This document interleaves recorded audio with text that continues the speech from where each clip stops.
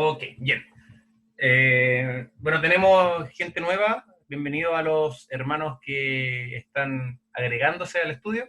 Estamos estudiando la carta de Filipenses. Ya vamos en el capítulo 4. No nos queda mucho, la verdad, pero después obviamente vamos a continuar estudiando algo más. Un mini cortísimo repaso. Aquí lo tengo. El capítulo 4 lo dividimos en 3 secciones. La sección 7, 8 y 9, según el estudio que estamos haciendo. Ahora, como lo he dicho otras veces, esto es totalmente arbitrario. Alguien, y de hecho en una de las tareas que les pedí que hicieran, algunos hicieron otras divisiones. Esta es la división que hice yo en base a los versículos como lo fui viendo. Sirve como para hacerte un esquema mental, pero si tú encuentras otro bosquejo, como te acomode, está bien, ¿ya? No es inspirado, obviamente, este bosquejo. Primero vimos las exhortaciones finales que dio el apóstol Pablo, que estuvimos hablando desde el versículo 1 al 9, lo vamos a anotar acá al lado también, versículo 1 al 9, y ahora estamos en la sección 2, o la sección 8 del pasaje completo, y estas son desde el versículo 10 al versículo 20 del capítulo 4. La introducción tenemos aquí, dice... vamos a reducirlo un poquito. En la siguiente y penúltima sección de esta carta, Pablo agradece la ofrenda que llegó por medio de Epafrodito y explica por qué se siente gozoso por ella. Recordarán cuando estuvimos hablando de la introducción y cuando hablamos también en otros momentos de Epafrodito, una de las razones por las cuales Pablo escribe la carta es por una ofrenda que le habían dado. Recordemos el contexto. ¿Dónde está Pablo en este momento? ¿Quién me puede decir? Físicamente, ¿dónde se encuentra? ¿En qué lugar y en qué situación? Una cárcel en Roma. Una cárcel en Roma, muy bien. Cárcel particular. Es una cárcel particular. ¿Cómo era el cautiverio? Más o menos, ¿como alguna característica? Él es más o menos un poco libre porque lo podían visitar como con frecuencia. Bien. Y había un soldado todo el tiempo con él. ¿Qué cosa, Carlita? Correcto. Era como un arresto domiciliario. Exacto, era un arresto domiciliario. Recordarán que estaba como en la cárcel, pero con un soldado que estaba en todo momento encadenado, que lo acompañaba al baño, que lo acompañaba cuando predicaba, que lo acompañaba cuando comía, en todo momento. Ahora, si bien puede sonar como, qué bacán, no es una cárcel tan mala, pero igual es una cárcel, ¿ok? O sea, igual está pasando penurias, igual está sin libertad, gente lo puede ver, es como una cuarentena obligada peor a la de nosotros, ¿cierto? Multiplicada Claro. por 10. Con hambre, probablemente, con dificultades, no tenía nada material en este caso. Y ese es el contexto que tenemos que recordar. Y recordarán también que la iglesia de Filipos le envió una ofrenda a través de ¿quién? ¿Qué personaje? Epafrodito. Epafrodito, muy bien. Y Epafrodito envía la ofrenda y Epafrodito en el camino, ¿qué le pasó? Casi se muere el pobrecito. Por el viaje. Recuerda, sí, se enfermó muy gravemente, que casi podía haber muerto, y Pablo, en base a eso, decide escribir esta carta a los filipenses, y la envía de mano de Epafrodito, y entre todas las razones que escribe la carta, una es por agradecer la ofrenda. De todo lo que hemos visto, ¿cuáles son los 3 temas principales de la carta? ¿Qué me lo podría, en base a qué es lo que más se repite en la carta? Hay 3 cosas. El gozo. Ya, una el gozo. Bien, el agradecimiento. Como tenemos que ser en Cristo. Exacto. El ejemplo que nos da. Las 3 cosas que ustedes mencionaron. Número 1, el gozo. Pablo repite, da por lo menos 8 motivos de gozo en la carta, que es lo que hemos visto, ¿cierto? Y la palabra gozo y su variante aparece más de 13 veces. Eso 1. Segundo, como dice el hermano Héctor, es el agradecimiento en base a la ofrenda que le estaban dando. Y número 3, que es lo que dice la Javi, es con respecto al ser como Cristo. Y hemos visto no solamente el pasaje central de la carta, que es Filipenses 2, 5 al 11, sino como lo hemos estudiado muchas veces, en muchos pasajes la idea de tener la mente de Cristo va de nuevo, dice que él piensa de esa forma, ¿cierto? Que él se niega a sí mismo, que Epafrodito se negaba a sí mismo, que Timoteo se negaba a sí mismo, los insta a tener ese sentir más de una vez, a mantener la unidad. Habla contraejemplos de cómo estos judaizantes y legalistas no pensaban como Cristo, la gente que predicaba el evangelio por vanagloria no era como Cristo. Y aquí, en la parte de agradecimiento, nuevamente va a tocar que el dar refleja un corazón como el de Cristo. Vamos entonces, yo lo dividí en 1, 2, 3, 4 secciones de este agradecimiento final. Primero, el gozo por la ofrenda que tiene Pablo, siente gozo por la ofrenda. Segundo, no supe cómo más ponerle, le puse explicación negativa, que es como, estoy gozoso, pero no es por esto, ¿ok? Explica su gozo, o explica por qué no está gozoso, o no sé si se entiende, pero la idea es esa. Da la razón de por qué sí está gozoso y da la razón de por qué... la razón, ¿cómo lo puedo decir? Traté de pensarlo mucho, pero me costaba. Dice, yo estoy gozoso, pero no estoy gozoso por esto. Esa es como la idea, ¿ya? La explicación negativa, la explicación positiva, y después habla de las bendiciones subsecuentes, o las bendiciones debido a esta ofrenda. Vamos por el versículo 10. Dice, en gran manera me gocé en el Señor de que ya al fin habéis revivido vuestro cuidado de mí, de lo cual también estáis solícitos, pero os faltaba la oportunidad. Pablo nuevamente menciona el gozo que tiene en el Señor, que lo vimos un par de veces antes. Voy a colocar acá el bosquejo. Acá lo tienen en el PowerPoint. Está el Drive, que lo voy a compartir nuevamente al final de la clase, pero están todos estos archivos para que el que quiera bajarlos los puede bajar. Y se me quedó pegado al computador. Un poquito. No, se me quedó pegado al computador. Ya. Bueno, hay que reabrirlo. Dame un segundo que se me cerró el bosquejo. Ya, pero más o menos, ¿quién me puede decir algunas de las razones de gozo que encontramos en la carta? Tenemos 8 razones, así que debieran decirme... El Evangelio, Ya, vamos de uno. Y que no se repita. Ya, la Nancy. ¿Cuál dijo la Nancy? comunidad del Evangelio. Comunión y Evangelio. Bien. ¿Cuál es la segunda razón de gozo? Ay, no sé si es La segunda, pero que Cristo sea anunciado. Ya, bien. Cristo anunciado. Ya, tratemos de participar todos, que no sea lo mismo siempre. ¿Quién más? Tercer punto. Tercera razón de gozo. Por la ofrenda que están dando.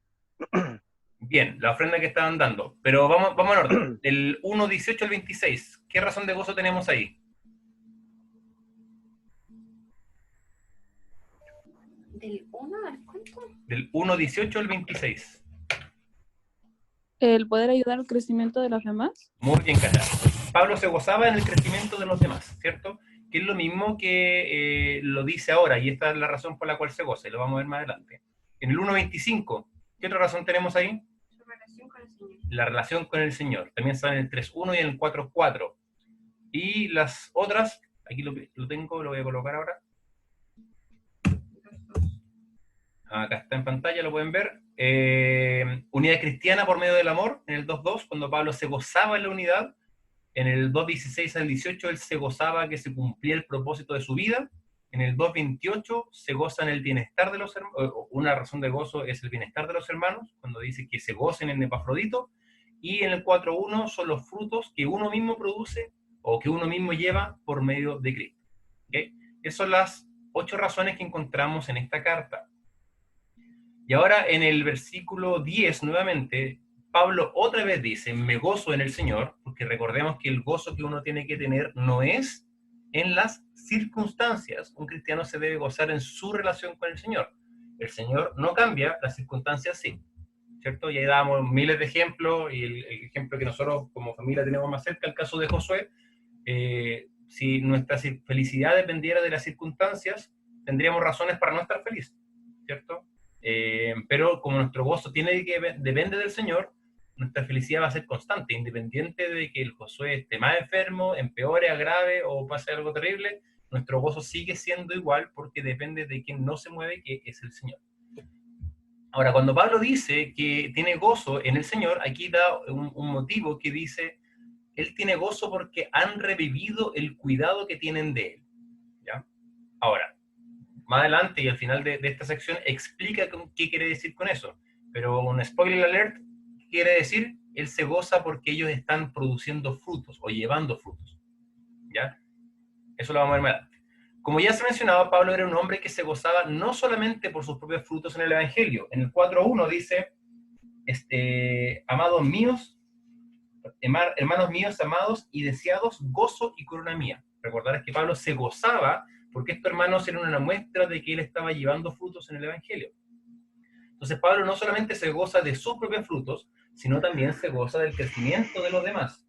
En el 1.18, esto también lo vimos, dice, no obstante, de todas maneras, o por pretexto o por verdad, Cristo es anunciado y en esto me gozo y me gozaré aún.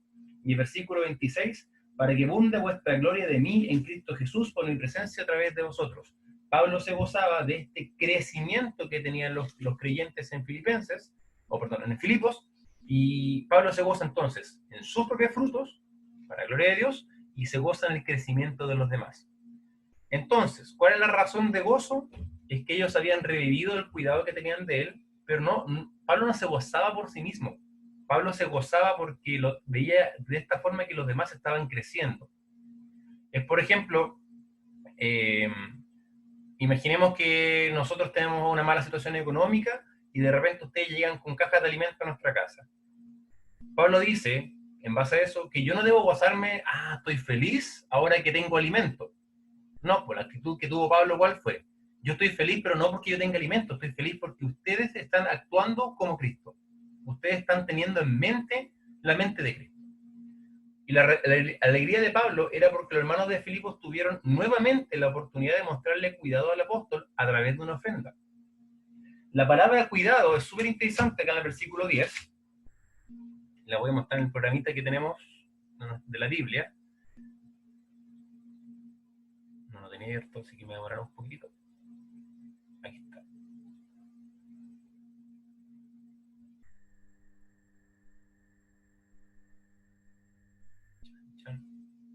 Ahí está. Bien. En Filipenses 4:10,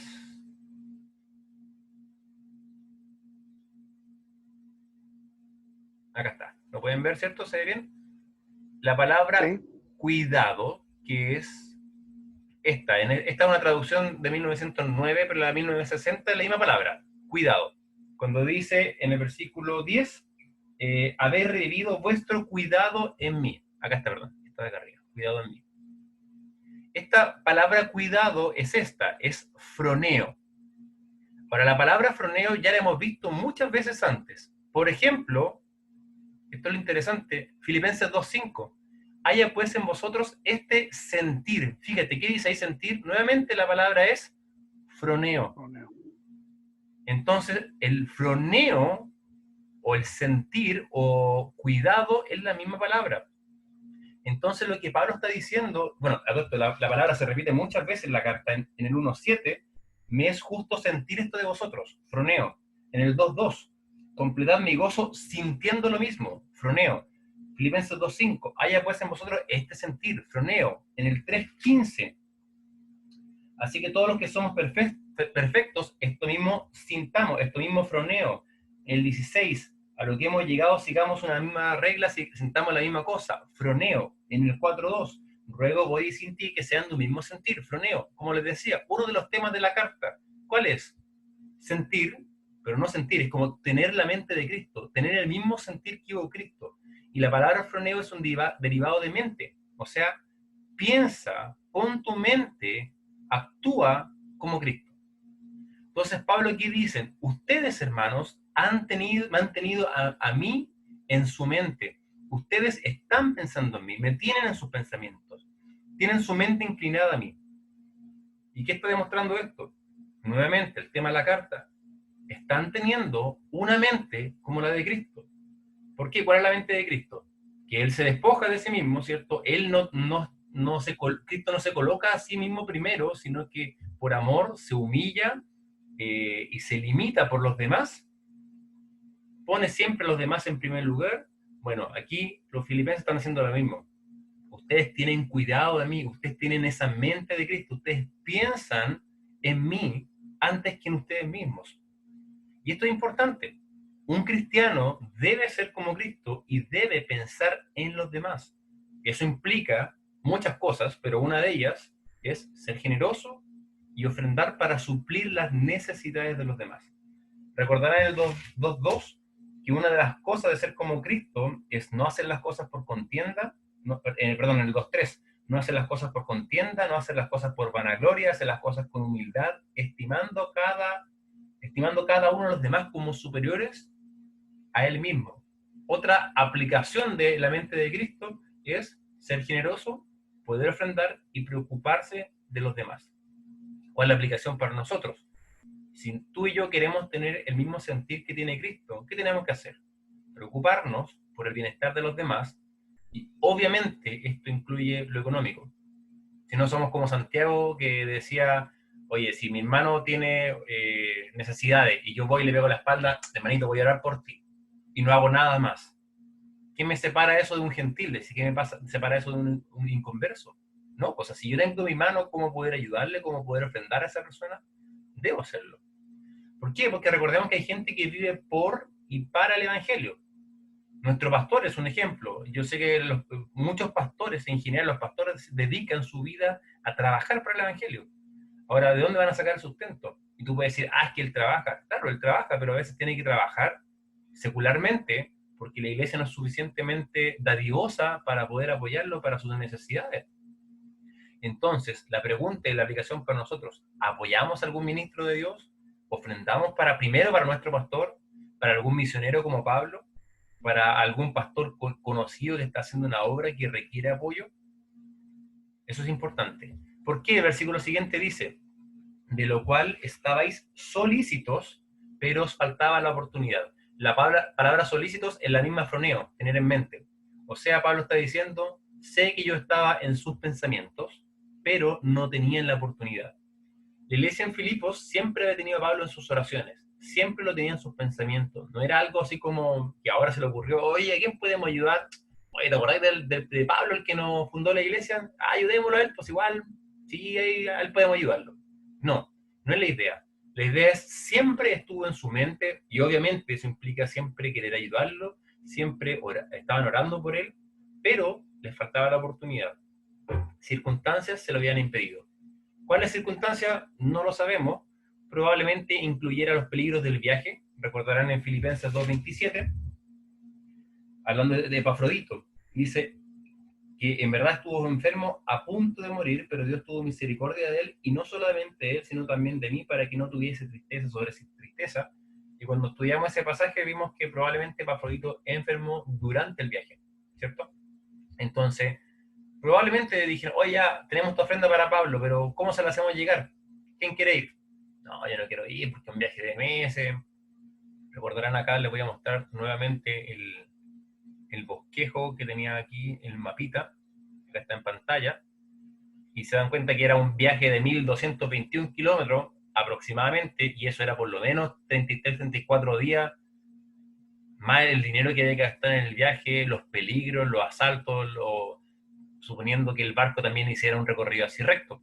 Obviamente un barco de esa época no habrá hecho un recorrido así, ¿cierto? Riesgos de naufragio y un montón de cosas, entonces no es un viaje difícil,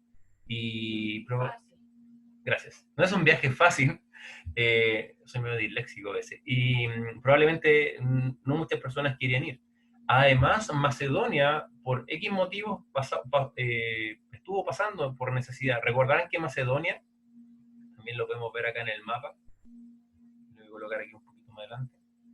Macedonia, que esto que está en amarillo, es una provincia de Grecia, y Filipos, Tesalónica y Berea son parte de la provincia de Macedonia. Aquí lo tengo en grande. ¿Okay? Esta parte de acá arribita de Grecia es Macedonia. Filipos, Anfípolis, Neápolis, Tesalónica y Berea. Esas 5 principales son como las más grandes. Y hubo un momento en la historia que no sabemos muy bien por qué, pero Pablo lo menciona en 2 Corintios, capítulo 8, 1 al 2. Carlita, ¿lo puedes buscar, por favor? 2 Corintios 8, 1 al 2.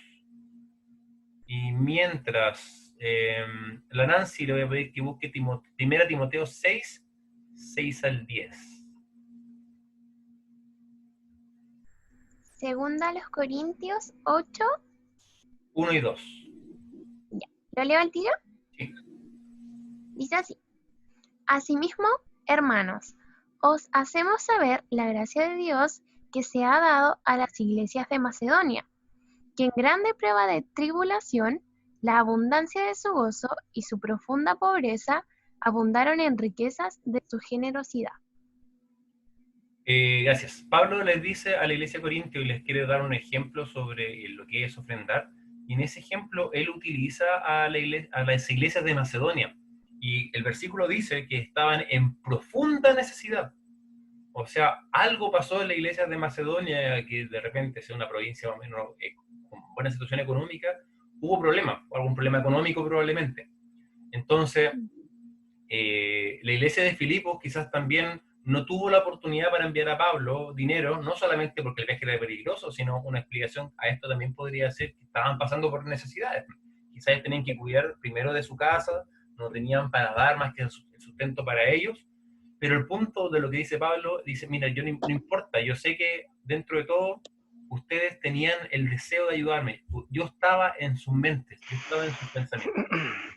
Ahora, Pablo dice entonces en el versículo 10, yo me gocé por la ofrenda, ¿cierto? Ahora, él explica, para que no lo malentiendan, y dice, yo me gocé por la ofrenda, pero no me gocé por esto, ¿ok? Y eso es lo que dice en el versículo 11. Dice, no lo digo porque tenga escasez, pues he aprendido a contentarme cualquiera que sea mi situación. O sea, Pablo dice, mira, algunos de ustedes quizás piensan que cuando yo digo que me gozo por la ofrenda, me gozo porque necesitaba el dinero. Y ahora con él estoy más feliz. Pero eso no puede ser posible porque Pablo era alguien que tenía la mente del Señor. Entonces vamos a ver qué quiere decir Pablo entonces con todo esto. La palabra escasez, de acuerdo a la RAE, es falta de lo necesario para subsistir. O sea, falta de alimento, falta de techo, falta de abrigo, lo básico, ¿ok? Obviamente, básico no incluye celular, básico no incluye internet, como dicen los problemas del primer mundo, ¿cierto? Son las cosas básicas, lo más necesario. Y la otra palabra interesante es contentamiento. Y la palabra contentamiento quiere decir estar contento o satisfecho con lo que se tiene, ¿ya? Entonces, el punto que Pablo está diciendo aquí es este. Hermano, yo me gozo porque recibí dinero de ustedes, pero ojo, no me gozo porque tenga necesidad. No me gozo porque soy pobre y ahora que tengo dinero soy feliz. No, eso no tiene nada que ver. ¿Por qué dice? Porque yo he aprendido a contentarme, a vivir contento, a vivir satisfecho con lo que tengo. Mi gozo, por lo tanto, viene de otra razón, tiene otro motivo, ¿ya? El gozo de todo creyente, el gozo del creyente no puede depender de las circunstancias, esto también lo vimos, ¿cierto? No puede depender de lo económico. Tú no puedes decir, sí, yo estoy feliz porque tengo buen sueldo. No, un cristiano no debe pensar así. Y si tienes necesidad, tienes escasez, no puedes decir, me llegó una ofrenda, me llegó alimento, ahora estoy feliz. No, pues Pablo dice, yo he aprendido a estar satisfecho con lo que tengo. No importa la situación. No importa si tengo harto o tengo poco. Yo estoy feliz. Yo tengo gozo igual. Por lo tanto, si a veces te preguntas, ¿cuál es uno de los secretos para vivir gozoso en la vida? No, es que me cuesta andar feliz. Bueno, primero, Pablo dice entonces, ¿cuál es el secreto para vivir gozoso? Aprender a vivir con contentamiento. O sea, satisfecho con lo que tienes. Y esto se aplica, obviamente, no solamente a lo material o a lo económico. Tuvimos el sábado la charla sobre la autoestima y eso incluye cómo yo me veo. De repente hay gente que dice, pucha, si fuera más inteligente, si fuera más alto, si fuera más flaco, si tuviera más pelo, si fuera como este hermano, si fuera como esta persona. Pero la Biblia dice yo aprender a vivir contento y satisfecho con lo que tengo, con lo que el Señor me ha dado. Obviamente esto no incluye los pecados, pues no debe decir, yo soy mañoso, no importa, hoy vivo contento porque soy mañoso, total, el Señor me hizo así. No, pues eso no vale, ¿cierto? Pero se refiere como a las cosas que el Señor sí me ha dado. Ahí le dice que todo don perfecto desciende de lo alto. Entonces el gozo que tú tienes, o que debes tener, no depende y no puede depender de las circunstancias, mucho menos de lo económico. Obviamente, y con esto no quiero hacer como falta de tino de decir, tú tienes problema económico y estás triste, eres un mal cristiano. No es la idea. Pero lo que sí quiero decir es que tu gozo depende de tu relación con el Señor, no puede depender de que tengas buen sueldo o mal sueldo. ¿Ok? Mm. Primera Timoteo 6, 6 al 10.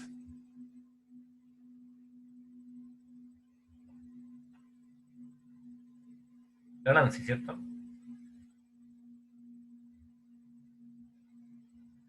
No estaba clara el versículo, pero disculpen. Este el 10. Dice, pero gran ganancia es la piedad acompañada de contentamiento, porque nada hemos traído a este mundo y sin duda nada podemos sacar. Así que teniendo sustento y abrigo, estemos contentos con esto, porque los que quieren enriquecerse caen en tentación y lazo, y muchas codicias necias y dañosas que hunden a los hombres en destrucción y perdición, porque raíz de todos los males es el amor al dinero, el cual codiciando algunos se extraviaron de la fe y fueron traspasados de muchos dolores. Gracias. Pablo lo explica muy bien aquí, eso dice Timoteo. ¿Qué es lo importante? Dice el contentamiento. Dice, si tienes sustento, si tienes lo suficiente para comer y tienes la suficiente ropa, lo básico, un techo, ¿está contento con eso? Dice, ¿por cuál problema? Que algunos quieren enriquecerse y no es, el problema no es el dinero, ¿ok? El dinero no es el problema es el amor al dinero.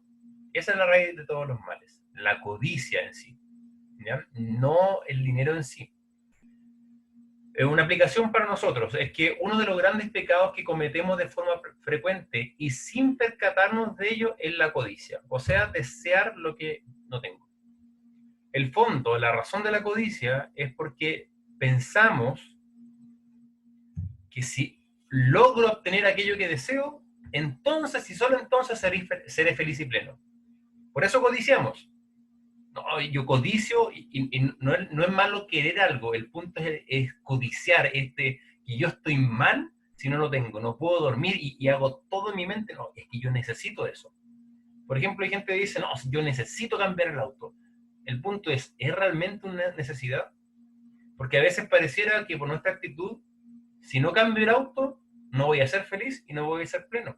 Y eso es codicia, colocar a cualquier cosa, en vez de Dios, en el trono de mi corazón, colocar alguna cosa material, o cualquier cosa que lo quiera suplantar. Nada más lejano de la realidad. La razón de nuestro gozo no depende de la situación económica, sino que depende de nuestra relación con el Señor. Por lo tanto, al igual que Pablo, debemos aprender a vivir satisfechos con lo que tenemos, sea harto o sea poco. O sea, poco. Continúa acá. ¿Alguna duda hasta acá? No, está claro. Gracias. Me parece que el único que está presente. Fernanda está quedando solo. No, todo ok. Ah, ya, gracias. Bien, versículo 12. Dice, sé vivir humildemente y sé tener abundancia. En todo y por todo estoy enseñado, así para estar saciado como para tener hambre, así para tener abundancia como para padecer necesidad. Sé vivir humildemente y sé tener abundancia. Pablo continúa con su explicación de su razón de por qué está gozoso. Y le sigue diciendo, hermano, yo no estoy gozoso por lo económico.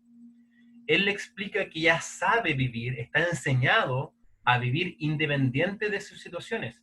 Y aquí muestra los dos opuestos, el vivir humildemente y el vivir en abundancia.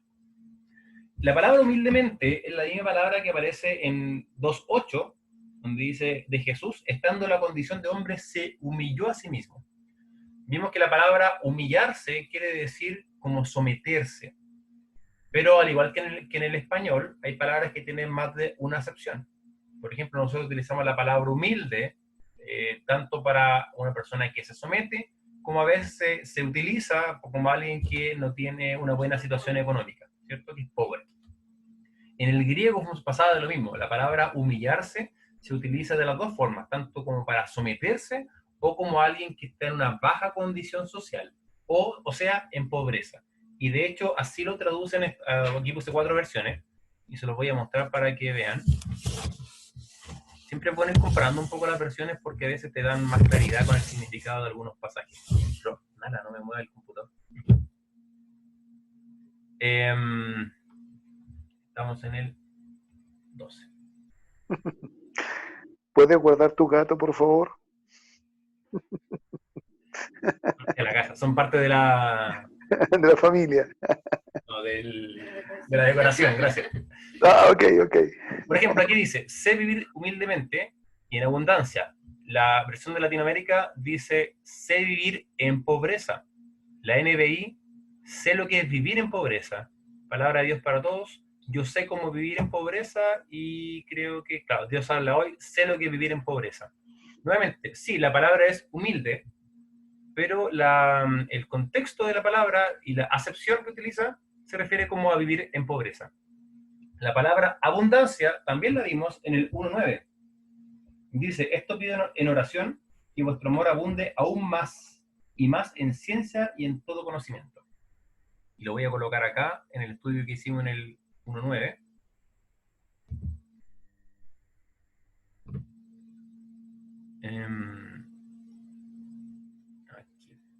Acá, en el 1.9, vimos que la palabra abunde, que está de aquí arribita, le puse aquí, dice, literalmente es superabundar.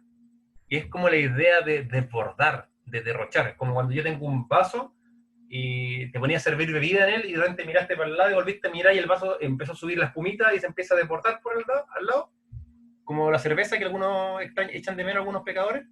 Es la misma idea, ¿cierto? Entonces, le llegó a parecer hermano. En la abundancia del versículo 12, literalmente quiere decir entonces, es como superabundar. Entonces Pablo dice, miren, yo he aprendido a vivir estando en pobreza, estando sometido bajo una baja condición social, con tantos bienes materiales que incluso me han sobrado, me han superabundado. O sea, Dios me ha dado tantos bienes materiales en un momento que era más de lo que podía como tener en mis manos. Esa es la idea de abundancia. Ahora, es muy interesante esto porque si te fijas, Pablo dice, yo he aprendido a vivir teniendo poco o teniendo harto. Y probablemente tú y yo necesitemos aprender a vivir teniendo poco, o pensamos, sí, si tuviera poco tendría que aprender a vivir para no reclamarle al Señor, ¿cierto? Para no estar levantando mi puño al cielo y decirle, Señor, me diste, me faltan cosas, dame más. Pero Pablo dice que él también aprendió a vivir teniendo abundancia. Eso significa que como cristianos debemos aprender a vivir también cuando nos va bien. ¿Por qué? Muchos pensarán que no es necesario aprender a vivir en la abundancia de los bienes, ya que la vida es fácil en esos momentos. Pero el buen cristiano debe tener cuidado también de ello. A ver, la Dani, ¿puede buscar Proverbios 37 al 9, por favor? Proverbios 37 al 9. La Gabriela, 1 Corintios 4:11. Y el hermano Robert, 2 Corintios 11:25 al 27. Hermano Aparicio, ¿tiene su Biblia por ahí, buscar? No, no la tengo acá, no la tengo. Carlitos, Juan 4:31 al 34, por favor. Bien, Proverbios. ¿Leo? Sí, 37, por favor. 7 al 9. 2 cosas te he demandado. No me niegues antes que muera. Vanidad y palabra mentirosa aparta de mí. No me des pobreza ni riquezas. Manténme del pan necesario. No sea que me sacie y te niegue y diga, ¿quién es Jehová? O que siendo pobre hurte y blasfeme el nombre de mi Dios. A mí me encanta ese pasaje, como el sabio que escribió ese proverbio dice, Señor, no me des poco y no me des mucho, porque si me das poco voy a pasar dificultades y puede que quizás mi débil corazón termine negándote. Pero Señor, si tú me das harto, también me va a hacer problema porque yo puedo decir que no necesito nada.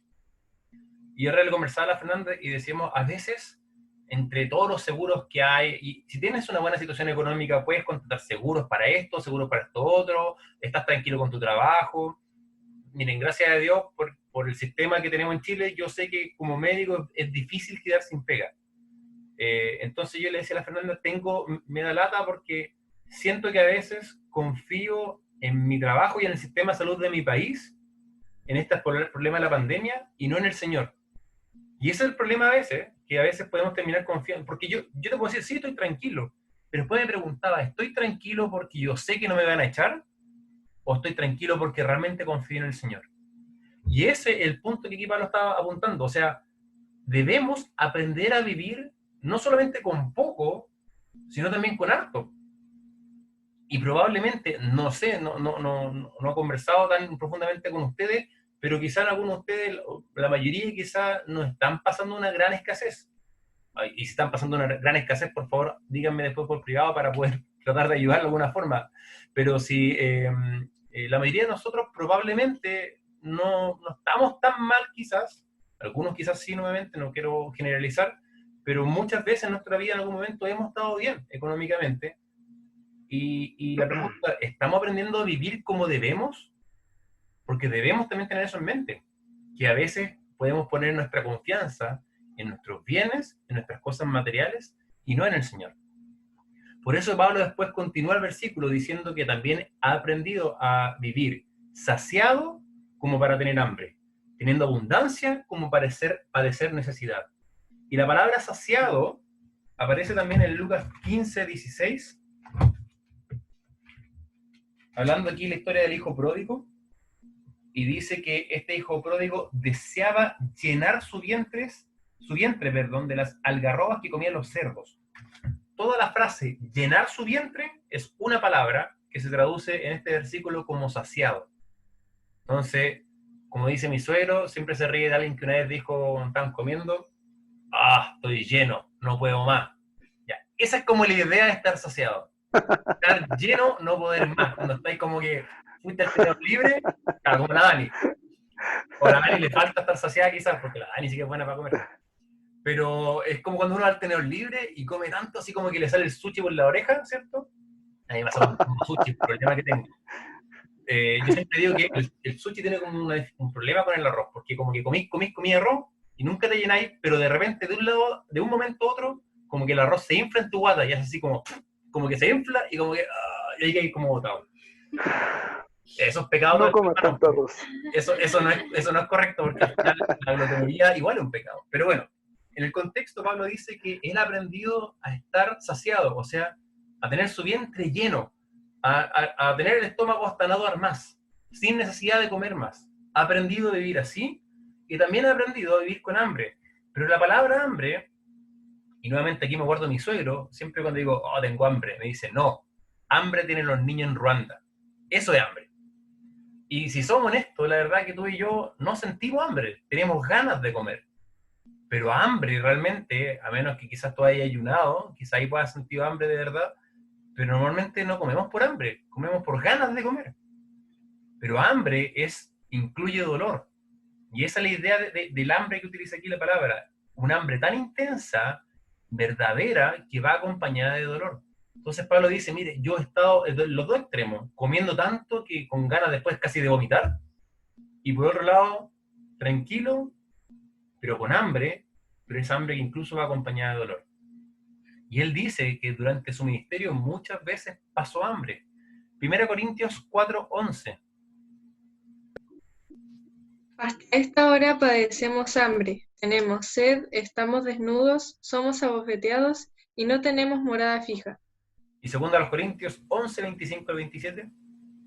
3 veces he sido azotado con varas, una vez apedreado, 3 veces he padecido naufragio, una noche y un día he estado como náufrago en alta mar, en caminos muchas veces, en peligro de ríos, peligros de ladrones, peligros de los de mi nación, peligros de los gentiles, peligros en la ciudad, peligros en el desierto, peligros en el mar, peligros entre falsos hermanos, en trabajo y fatiga, en muchos desvelos, en hambre y sed, en muchos ayunos, en frío y en desnudez.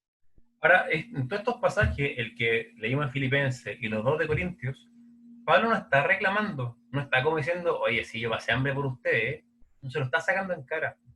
De hecho, hay otras explicaciones de los pasajes en Corintios por qué lo hace, pero él lo hace como para defender un poco el ministerio, que lo estaban acusando que era un falso apóstol. Pero lo que Pablo está diciendo es que él ha aprendido a vivir con hambre, ha aprendido a vivir de las dos formas.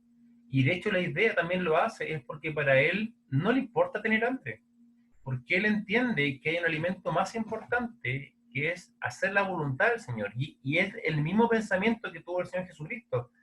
Juan 4, 31 al 34.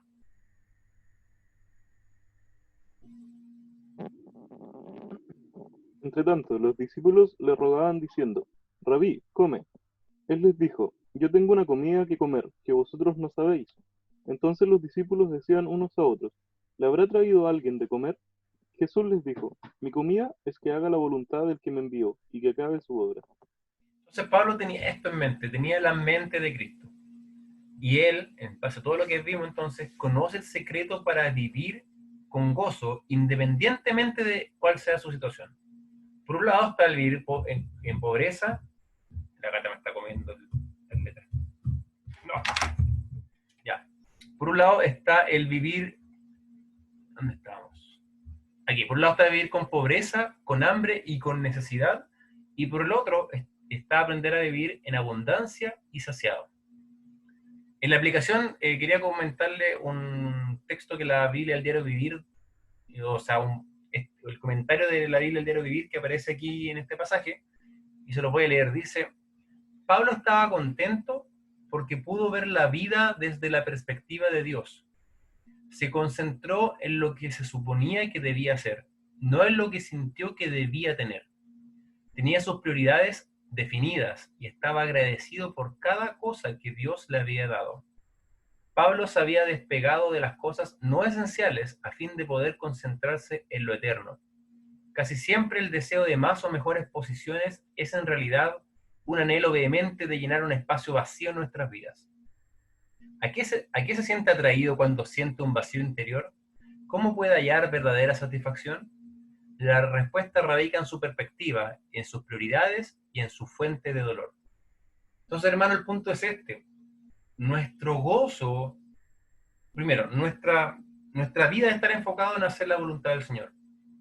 Y a veces nosotros basamos nuestra relación con el Señor en base a lo que tenemos, en base a lo que queremos, en base a lo que deseamos, y no en base a lo que verdaderamente es importante, una relación con el Señor. Por eso un cristiano debe gozarse en el Señor, y el resto, ¿qué dice la Biblia? Todo va a ser añadido. Busca primero el reino de Dios, su justicia, y el resto de las cosas se tendrán después por añadidura, o sea, vendrán solas. Bueno, y si no vienen, estamos contentos igual con el Señor. Pero a veces ofrendamos porque, bueno, que si yo ofrendo, el Señor me va a bendecir. Eso no es lo correcto, no es lo bíblico.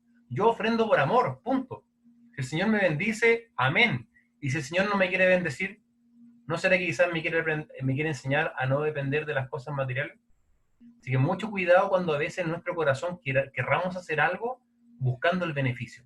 Porque no es el pensamiento que tenía Pablo, y ciertamente no es el pensamiento que tenía el Señor. Y el último versículo, antes de hacer un pequeño descanso, versículo 13, yo creo que todos lo pueden decir de memoria: todo lo puedo en Cristo que me fortalece. Cristo que me fortalece. Ahora, este es quizá uno de los pasajes más mal interpretados en toda la historia del cristianismo. Pero si entendemos el contexto de lo que estábamos hablando, no hay problema. A ver, ¿de qué estamos hablando? Desde el versículo 10 hasta ahora el 13. ¿De qué viene hablando Pablo? Bueno, Pablo viene hablando de que tenemos que estar contentos en las buenas y en las malas. O sea, si paso alguna dificultad, debo estar contento. Si estoy pasándolo bien, debo estar contento. Y en el versículo 13, como lo está diciendo, todo lo puedo en Cristo, no se basa solamente en cosas materiales, en cosas que pueda obtener a futuro, sino que básicamente se basa también en el tema de que todo lo puedo, pasar penurias, pasar algo bueno, pero solamente porque en Cristo lo puedo hacer. Exacto, y ese es el punto. Pablo, como dice el hermano, está claramente hablando de tener gozo, sin importar la circunstancia y en el contexto inmediato, sin importar la situación económica. Porque recuerda, todo lo que está hablando al final está agradeciendo la ofrenda que hicieron ellos. Y en base a esta ofrenda dice: yo tengo gozo por ustedes, pero no tengo gozo porque la ofrenda yo esté bien. No, dice, yo no tengo gozo por eso. No es eso lo que me importa. ¿Por qué dice? Porque yo puedo tener gozo en cualquier situación y todo lo puedo en Cristo que me fortalece. Entonces Pablo dice, el secreto para vivir con gozo, primero dijimos, es vivir con contentamiento, y segundo, es obtener las fuerzas de Cristo para poder vivir con gozo. Perdón, que la gata me movió el mouse. Si quiere comer este ratón. Ahí sí. Entonces quizá alguien se pregunta, ¿cómo es posible que Pablo mantenga su gozo aun cuando siente tanta hambre que le llega a doler la guata? ¿Cómo puede alguien mantenerse feliz a pesar de vivir en extrema pobreza? Y la respuesta es súper sencilla, pero con grandes implicancias. Es posible única y exclusivamente obteniendo fuerzas en Cristo. Efesios 6:10 dice, por lo demás, hermanos míos, fortaleceos en el Señor y en el poder de su fuerza. Y un pasaje, uno de mis favoritos, Zacarías 4:6. Entonces respondió y me habló diciendo, esta es la palabra de Jehová, Zorobabel, que dice, no con ejército ni con fuerza, sino con mi espíritu, ha dicho Jehová de los ejércitos. Entonces el mensaje para nosotros es muy sencillo, porque las aplicaciones para esto son enormes. ¿Cuántas veces no hemos buscado nuestra propia fuerza para sobrellevar situaciones difíciles? ¿Cuántas veces no hemos pensado que ciertas situaciones mejorarían si tuviéramos un mejor sueldo, si me subieran, ¿cómo se dice cuando es un de trabajo? Dan un aumento, un ascenso o un aumento, o eso, te ascienden, o pensamos que la situación mejoraría con más dinero, o que si solamente tuviera esto, si solamente esta persona estuviera enferma, si solamente sanara, ahí sería feliz. Pero no, lo que tenemos que hacer es buscar la fortaleza de Cristo. El Hijo de Dios, el cristiano, debe aplicar este principio para toda circunstancia de su vida. El secreto para una vida de gozo es fortalecerse en Cristo. Y eso quiere decir todo lo bueno en Cristo que me fortalece. El pasaje no habla de fuerza física para hacer un ejercicio. Correcto. ¿Cierto? No es cuando nosotros, la Fernanda hacía gimnasia prenatal con la camarita, y hay un ejercicio que tienen que hacer así con los brazos. Y de repente yo me ponía al lado y escuchaba a toda la embarazada haciendo ejercicio.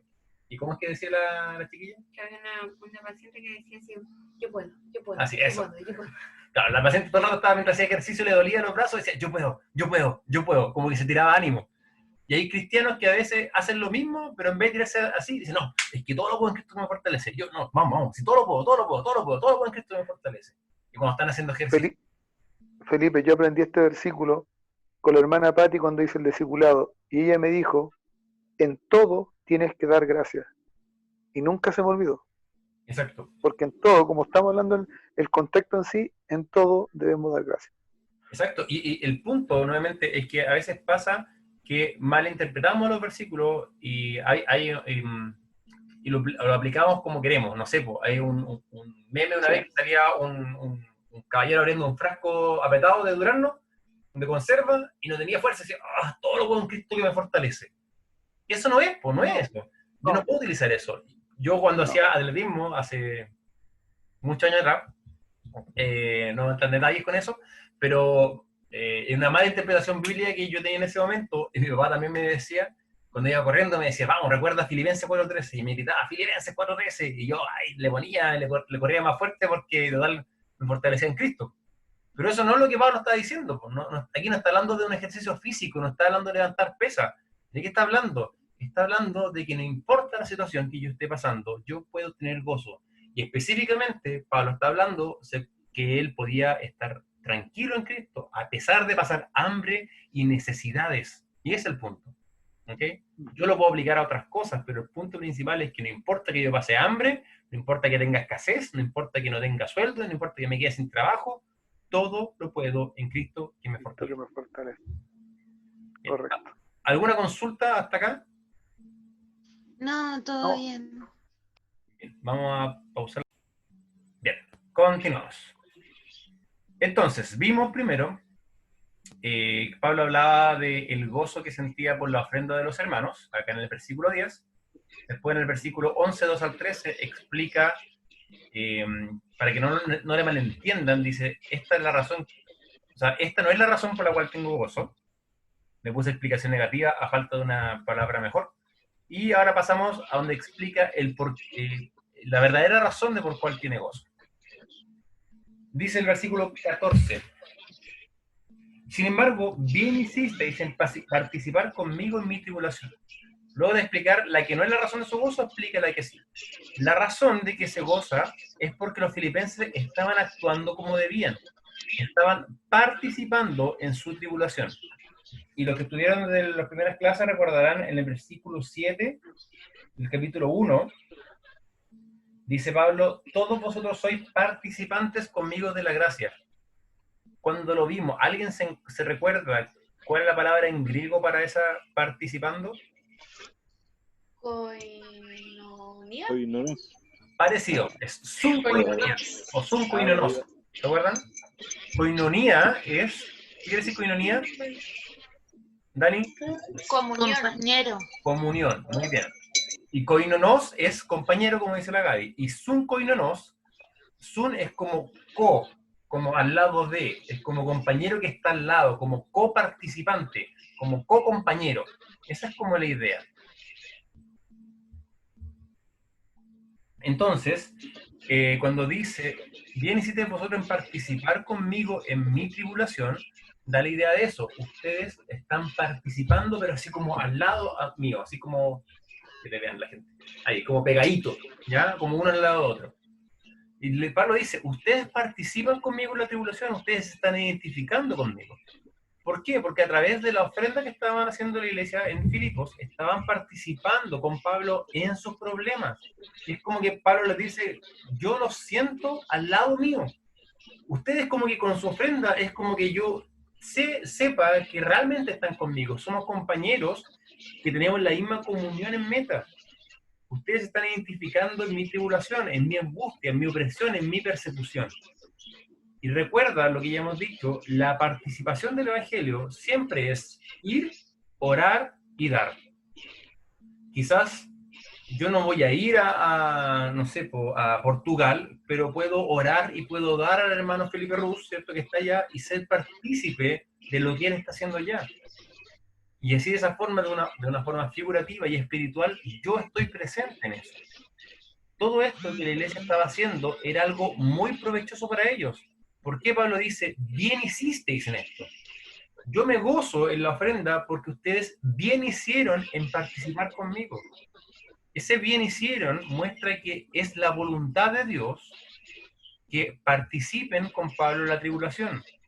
Y para nosotros es la voluntad de Dios que todos los creyentes se identifiquen, sean coparticipantes con quienes hacen la obra de Dios verdaderamente y podamos ayudarlos económicamente. Y obviamente también orar por ellos, pero ayudarlos especialmente en sus tribulaciones, en sus dificultades. Vamos a silenciar al hermano Héctor porque están reclamando a los chiquillos que se acola un poquito. ¿Ahí sí? Ahí sí. Ya. Ok. ¿Qué? Ah, no. Ahí. Lo silencié, hermano, pero cuando usted quiera hablar, le da clic ahí al desilenciar. ¿Cómo se dice desilenciar? Al activar el sonido. Bien. Entonces, el versículo dice, bien hiciste en participar conmigo, es una buena obra, es lo que Dios quiere, que participen en la tribulación de las demás personas. No es difícil pensar que el apóstol se sintiera solo en algunos momentos. Dice que en su tribulación, o sea, probablemente a Pablo en algún momento, a pesar de ser el tremendo apóstol, igual se sintiera solo, igual le problemara. En 1 Timoteo 4:16, Elizabeth, ¿puedes leerlo o no? Sí. Ya. Búscalo mientras, 2 Timoteo 4:16. ¿Y alguno de los negritos puede leer algún pasaje o no pueden? Ahí dicen nomás. Sí, Felipe, ¿cuál? Primera a los Corintios 9, 7 al 14. Uno harto y largo para que participen. ¿9 cuánto? 7 al 14. Ya, vale. La Gracias. Cote, de nada. La Cote, segunda a los Corintios 8, 1 al 5. Y la Catarina, segunda a los Corintios 8, 9. La Cata recién puso que no podía. La Cata y la Cote no pueden. Ya, la Yandrexi, segunda a los Corintios 8, 1 al 5, entonces. Y Cristian Bebé Espinosa, segunda a los Corintios 8, 9. Ya. Ya reclaman, loca. ¿Estáis preparada ya, cierto? Ya. Entonces dijimos, no es difícil pensar que el apóstol Pablo se sintiera solo en algunos momentos y que esto le trajera problemas, porque por algo dice que era su tribulación. Un ejemplo de esto, 2 Timoteo 4:16. En mi primera defensa, ninguno estuvo a mi lado, sino que todos me desampararon. No les sea tomado en cuenta. No sé si recuerdan cuando hablamos un poco de la cronología de cómo pasó todo el tema de los encarcelamientos de Pablo. Después, cuando termina el libro de Hechos, cuenta que Pablo fue tomado preso, fue llevado a Roma. En Roma escribe algunas de las cartas y escribe Filipenses, y él dice que estaba listo esperando que fuera como la resolución de su juicio. ¿Se acuerdan, cierto? ¿Por qué? Porque después sabemos por la historia que Pablo aparentemente fue liberado de ese juicio en este primer encarcelamiento y después fue tomado nuevamente preso, y ahí es donde escribe 2 Timoteo, donde ahí su encarcelamiento era diferente, no estaba con tanta libertad, estaba con mayor problemas. Y fíjate, aquí dice, en mi primera defensa, se refiere al juicio anterior, el que estamos viendo ahora. En mi primera defensa, ninguno estuvo a mi lado, sino que todos me desampararon. Pablo se sentía solo en estos momentos. Hermano Héctor, tiene que activar el audio.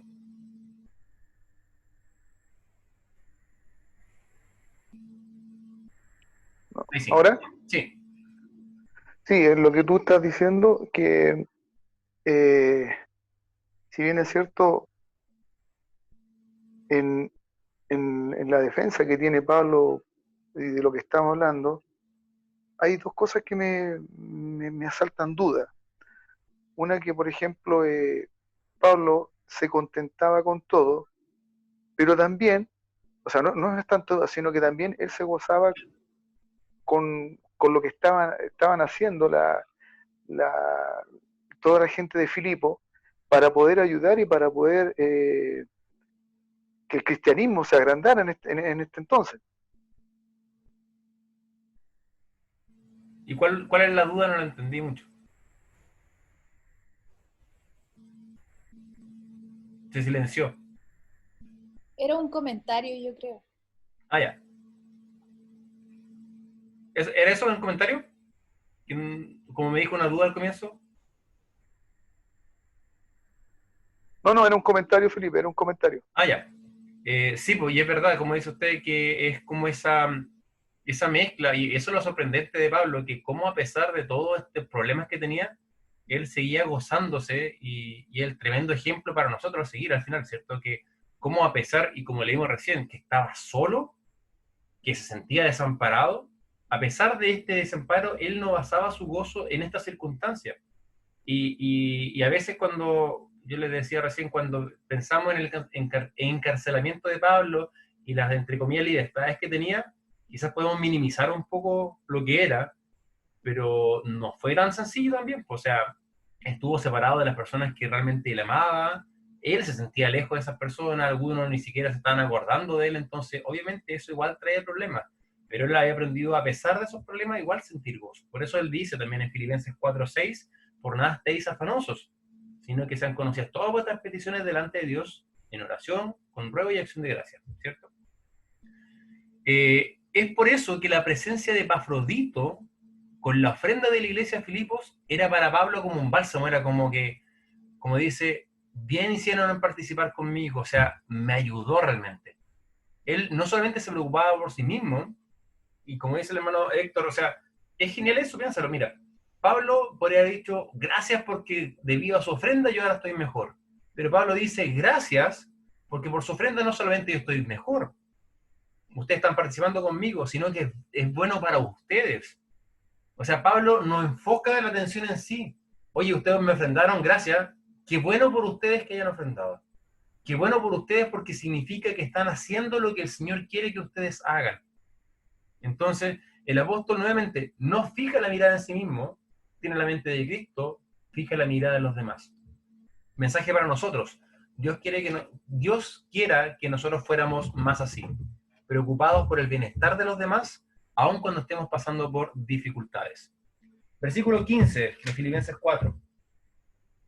Y sabéis también vosotros, oh filipenses, que al principio de la predicación del Evangelio, cuando partí de Macedonia, ninguna iglesia participó conmigo en razón de dar y recibir, sino vosotros solos. Es importante recordar que Pablo, después de muchas dificultades, que las vimos en Hechos 16, no sé si recuerdan, pero cuando vimos la introducción, en Hechos 16 veíamos que Pablo quiso ir a Macedonia, se le impidió, o sea, quiso ir a otro lado a predicar el Evangelio, se le impidió, y al final, después de mucha travesía, muchas vueltas, terminó llegando a Macedonia, y tuvo en esta región varios años predicando el Evangelio, fundando iglesias. Sabemos que por lo menos fundó en Filipos, en Tesalónica y en Berea, y dice que cuando él partió de esta región, la única iglesia, fíjate, la única iglesia que lo apoyó económicamente, ¿quiénes fueron? Los filipenses. La única iglesia. Y nuevamente tú no ves a Pablo así como quejándose, porque aquí no lo dice como queja. Ninguna otra iglesia de las cuales él había fundado por mandato del Señor le estaba apoyando en el ministerio. Y esto nos muestra algo, que desde los principios de la iglesia, la obra misionera es dejada de lado. Hoy en día ya nos pasa. Dime, Carlita. Lo otro que igual yo recuerdo que hablamos cuando tuvimos esa fue la segunda lección, si no me equivoco, era que dentro de todas las iglesias, la de Filipo era una de las más humildes, era como de las que más tenía necesidad o presentaba ese carácter, entonces igual era como mucho más valorable para Pablo porque él veía que a pesar de todo lo mal que ellos podían estar, apartaban algo para ofrendar. Es verdad, y mira, de hecho, lo vamos a leer al tiro. Segunda a los Corintios, ¿a quién lo tenía por acá? Segunda a los Corintios 8, 1 al 5, a alguien le pedí que me lo leyera. Voy a empezar un poquito más adelante, pero tiene mucha relación con lo que dice. A mí. Dale. Lo leo. Ya. Asimismo, hermanos, os hacemos saber la gracia de Dios que se ha dado a las iglesias de Macedonia, que en grande prueba de tribulación, la abundancia de su gozo y su profunda pobreza abundaron en riquezas de su generosidad. Pues doy testimonio de que con agrado han dado conforme a sus fuerzas, y aún más allá de sus fuerzas, pidiéndonos con muchos ruegos que les concediésemos el privilegio de participar en este servicio para los santos, y no como lo esperábamos, sino que asimismo se dieron primeramente al Señor y luego a nosotros por la voluntad de Dios. Gracias, Jan. Mira, es súper importante. Pablo le dice a la iglesia de Corinto, todo este pasaje habla sobre el ofrendar, y él pone ejemplo a las iglesias de Macedonia. ¿Dónde se encuentra Filipos? En la provincia de Macedonia. O sea, está hablando de la iglesia de Filipos, porque él dijo ahora en Filipos, en la carta a los filipenses dice que fue la única iglesia que lo estuvo apoyando. Y dice que a pesar de que las iglesias de Macedonia estaban en gran prueba de tribulación, ¿qué hicieron ellos? Dieron. En el versículo 3 de 2 Corintios 8 dice, doy testimonio de que con agrado los hermanos de Filipos dieron conforme a sus fuerzas y aún más allá de sus fuerzas. Versículo 4, rogándonos que le concediésemos el privilegio. O sea, la iglesia de Filipos tenía el pensamiento claro en la ofrenda. Oye, esto es un privilegio. Y es como que yo me lo imagino, fue algo así. Pablo, ¿sabes que queremos dar a las iglesias que están en necesidad y queremos ayudarte a ti?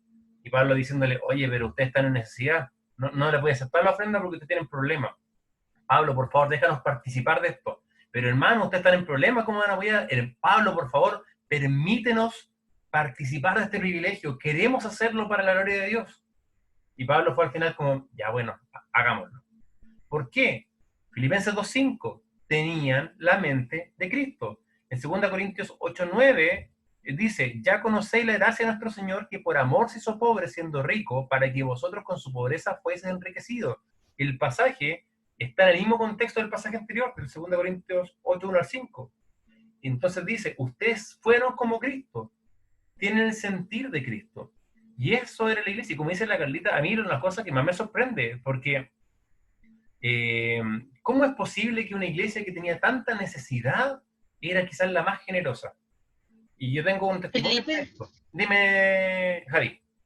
De hecho, lo mismo, por ejemplo, yo lo he visto a lo largo de todo lo que llevo en la iglesia, que pasa igual acá en las iglesias que son como más humildes en este sentido, a nivel social, son las que más dan y las que más entregan todo por la obra, viendo iglesias con mucho más gente, mucho más miembros quizás, y que tienen mejor situación económica que esa iglesia, aún así la superan. Es verdad. Eso. Mira, yo tengo testimonio, voy a decirlo con nombre porque muchos lo conocen y es una forma de reconocer lo que han hecho. La iglesia de Loncoche, cuando nosotros, uno de los viajes que hicimos para recaudar dinero para ir a Uganda, la iglesia de Loncoche es gente con recursos, con situación económica media baja, más para abajo. Son mucha gente de campo con pocos recursos y los jóvenes son como 8 jóvenes y ellos, todos los jóvenes, por ejemplo, venían juntando a través de mucho tiempo como dinero para poder tener sus cosas y ellos, todo el dinero que tenían recaudado de como mucho tiempo eran 100.000 pesos. Y ellos nos dijeron, hermanos, tomen 50.000 pesos del dinero de los jóvenes. Y yo les decía, oye, pero esto es lo que, todo lo que ustedes tienen es como la mitad de lo que tienes, o sea, de lo que han juntado como en un año o en año y medio. Y dicen, no, lo queremos ofrendar. Y de hecho, proporcionalmente, yo creo que fue una de las iglesias que más dio para la... Son una iglesia muy chiquitita, son, no sé, eran como 20 o 30 personas. Y proporcionalmente, y entendiendo el contexto, dieron harto. Y eso le decía a la Fernanda, o sea, qué genial poder ver esto. Y como dice la Javi, se ve, y quizás se ve reflejado a través de la historia, porque quizás las personas que tienen más necesidad... Mira, el Marcelo te voy a dar ejemplo. En Uganda, la gente realmente tiene bajos recursos. Y Marcelo, con el Marcelo cuando volvíamos el último día, ¿cómo veníamos con las manos, Marcelo? Llenas. Llenitas, po. Bueno, Marcelo venía con cartas de amor también, pero es otra historia. Pero veníamos con las manos llenas de presentes. No sé, yo no sé si el Marcelo quiere contar un testimonio, pero por lo menos yo me sentí incómodo, de verdad, porque sabía que estaban pasando dificultades y aún así nos daban, y eran demasiadas cosas, o sea, eran miles de formas de afecto, y decía, oye, hermano, estamos dándole a ellos, y ellos en agradecimiento daban también. Y es por eso quizás las personas que más necesidades tienen, más saben lo que significa pasar necesidad, y más se pueden colocar en esas situaciones por las demás personas. Quizás una de las razones. Pero aunque tú tengas una buena situación económica, el Señor, y tú no puedes excusarte, es que yo no tengo el don de dar. Eso no es excusa. ¿Por qué? Porque tenemos que tener el sentir de Cristo y actuar como Cristo. La perra parece, ¿no? Que tenemos la perrita post-esterilización y con el gato ahí hacen maldades, se pelean. Bueno, como dice el versículo 7, me es justo sentir esto de todos vosotros por cuanto os tengo en el corazón, en mis prisiones y en mi defensa y confirmación del Evangelio, todos vosotros sois participantes conmigo de la iglesia, conmigo de la gracia. La iglesia fundada no sintieron esta obligación, de todas las iglesias que fueron fundadas, no todas ellas tuvieron la obligación o no se sintieron con la obligación de ser parte de la gran comisión, de ella ser discípulos de todas las naciones. Solamente los filipenses participaron del ministerio a través de la ofrenda. Cuán importante es que los que viven del Evangelio, o los que viven de predicar el Evangelio, reciban sustento de los demás para poder continuar esta labor. Esteban, por favor, 1 Corintios 9, 7 al 14. O Karen o Lucas, cualquiera. Yo, calmado. 9 del 7, ¿cierto? Sí, al 14. ¿Quién fue jamás soldado a sus propias expensas? ¿Quién planta viña y no come de su fruto? ¿O quién apacienta el rebaño y no toma de la leche del rebaño? ¿Digo esto solo como hombre? ¿No dice esto también la ley? Porque en la ley de Moisés está escrito, no pondrás bozal al buey que trilla. ¿Tiene Dios cuidado de los bueyes o lo dice enteramente por nosotros? Pues por nosotros se escribió, porque con esperanza debe arar el que ara y el que trilla con esperanza de recibir del fruto. Si nosotros sembramos sobre vosotros lo espiritual, ¿es gran cosa si cegaremos de vosotros lo material? Si otros participan de este derecho sobre vosotros, ¿cuánto más nosotros? Pero no hemos usado de este derecho, sino que lo soportamos todo, por no poner ningún obstáculo al Evangelio de Cristo. ¿No sabéis que los que trabajan en las cosas sagradas comen del templo y que los que sirven del altar participan? Así también ordenó el Señor a los que anuncian el Evangelio que vivan del Evangelio. Gracias. Y mira, por eso puse todos estos versículos, porque desde el 13, Pablo da mucho ejemplo. Dice, los animales, ¿cierto? El que apacienta el rebaño, toma de la leche. El que planta la viña, come del fruto. El buey incluso que trabaja arando la tierra, no tiene que tener bozal porque puede comer mientras va arando. Dice, los que trabajan en el templo, comen del pan. O sea, si yo que les doy, que yo hice lo espiritual en ustedes, ¿acaso lo espiritual no es mayor que lo material? ¿Cómo acaso no merezco, dice Pablo, este derecho? Derecho, ¿cacha? Este derecho. Y dice, el Señor ordenó que a los que anuncian el Evangelio, que vivan del Evangelio. Entonces el pasaje es muy claro que un pastor, un misionero, debiera vivir del Evangelio. Pero igual que Pablo, algunos quizá, porque Pablo también lo dice en Tesalonicense, a veces para no ser gravoso, él trabajó también. Pero ahora también él podía haber pedido este derecho. Oye, yo necesito que ustedes me den. Yo necesito esto. Y quizá, ¿cuántos pastores? Y yo conozco muchos pastores que tienen que trabajar, lamentablemente, a pesar de tener como una congregación grande, y no por un tema de que sean codiciosos. Trabajan porque tienen necesidades. ¿Y cuántas iglesias quizás no piensan en esto? Ah, si el pastor trabaja, ¿para qué le vamos a ofrendar? Pero es que eso no es el pensamiento, pues. Todo lo contrario, el pensamiento es, bueno, si el pastor trabaja, ofrendemos para que el pastor no trabaje y para que se pueda dedicar 100% a la obra, porque bastante difícil es dedicarse a la obra y aparte tener un trabajo extra. Yo conozco un pastor que hace poco, él tomó la decisión de dedicarse a tiempo completo. Nosotros con Fernanda dijimos, lo conversamos, vamos a apoyar a este pastor. ¿Por qué? Porque sabemos que es difícil. Mi papá es pastor también y se lo puedo decir por experiencia, y a veces duele para los pastores saber que su iglesia no lo apoya, y a ver, y los pastores normalmente no lo van a estar pidiendo porque no es lo que corresponde para ellos. Ellos dicen, bueno, al final el Señor evaluará, no. Pero nosotros como cristianos, ¿cuál es nuestro punto? ¿Cómo estamos en el dar a la obra misionera? ¿Estamos contentos de tener una iglesia? ¿Estamos contentos de tener un pastor? ¿Estamos contentos con un lugar para reuniones? ¿No deberíamos de la misma forma ayudar al sostenimiento primero de nuestro pastor, o pastores, si en tu iglesia hay más de un pastor, y ayudar a que más familias puedan salir a ser discípulos sin tener que preguntarse de dónde tendrá el sustento? Este es un deber, fíjate, es un deber de cada cristiano, apoyar a quienes anuncian el Evangelio para que vivan del Evangelio. ¿Ok? Y esa es la idea. ¿Alguna duda con respecto a esto? No. Tomaré ese como un no, pero fue como que un no con comida adentro. No, fue cortito nomás. Versículo 16. Pues a una Tesalónica me enviasteis una y otra vez para mis necesidades. La ciudad de Tesalónica era una ciudad mucho más grande y fastuosa que Filipos. Estaba dentro de la misma provincia, pero una ciudad que tenía más dinero. Y probablemente los hermanos de la iglesia de Tesalónica de allá tendrían mucho más recursos que los de Filipos. Pero aún así, los que eran menos, como decíamos recién, ayudaron en vez de quienes eran más al sustento del apóstol. No. Los que eran menos ayudaron en vez de los que eran más. Eso quiere decir. En vez de quienes eran más. Al sustento del apóstol. El comentarista Samuel Pérez Milo dice esto: los humildes sienten generalmente mayor compromiso con la obra que los que se consideran grandes o importantes. ¿Dónde estamos nosotros? ¿Nos consideramos grandes e importantes? ¿O somos lo suficientemente humildes como para apoyar a la obra?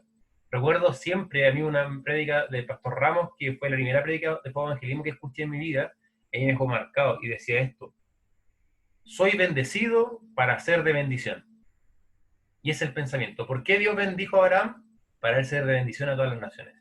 Si tú eres bendecido, eres para ser de bendición a más personas. Y Pablo dice: aún en Tesalónica me enviasteis una y otra vez para mis necesidades.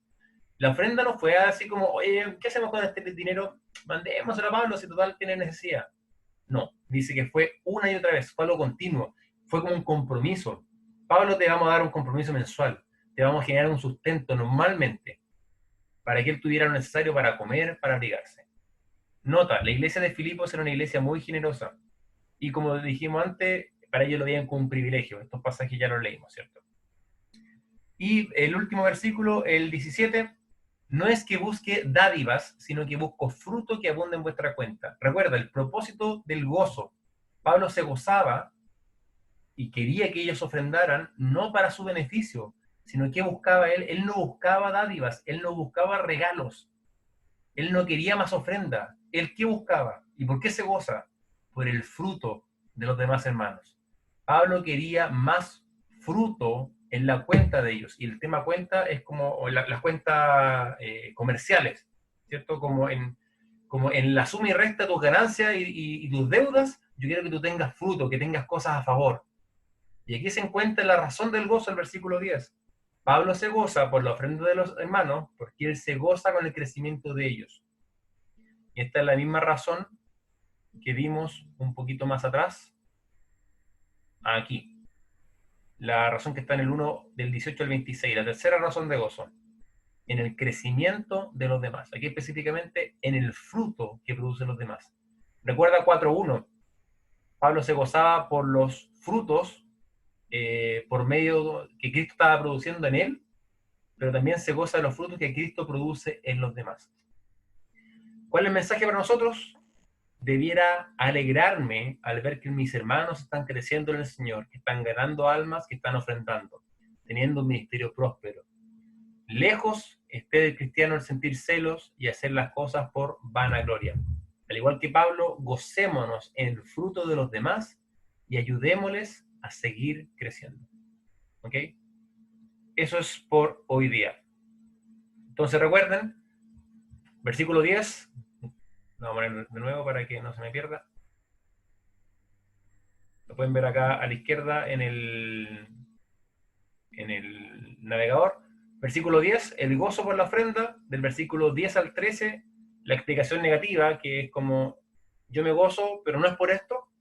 Y después del versículo 14 al 17, donde explica la verdadera razón de por qué sí se goza. Entonces, ¿por qué se goza? Porque estaban ofrendando y porque eso era fruto en ellos, porque estaban participando, porque estaban creciendo como cristianos. Y las aplicaciones para nosotros, sencillas, gocémonos en el fruto de los demás y tengamos todo este ejemplo de la ofrenda para aplicarlo a nuestra vida. Por eso quería tenerlo todo en la misma clase, porque es muy importante, aplícalo a tu vida, ofrenda a los demás, ofrenda a las personas que están en la obra, principalmente, primero, ofrenda a tu pastor. Segundo, ofrenda a los misioneros que apoya tu iglesia. Y tercero, si puedes más, ofrenda a otros misioneros que tú conozcas. Pero busca el poder ofrendar y ser participante de este privilegio. Bien, ¿dudas hasta ahora? ¿Consultas? ¿Comentarios? ¿Chismes? Mira que está grande el Luquita, ha crecido harto, hasta acá en el Lucas.